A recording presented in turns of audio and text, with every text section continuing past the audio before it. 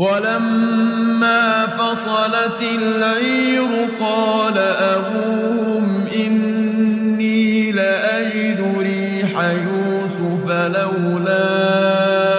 أن تفندون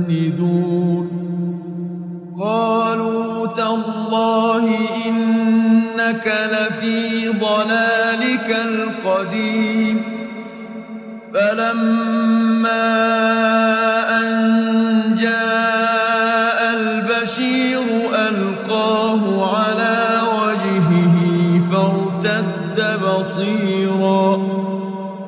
قال ألم أقل لكم إني أعلم من الله ما لا تعلمون قالوا يا أبانا استغفر لنا ذنوبنا إنا كنا خاطئين قال سوف أستغفر لكم ربي إنه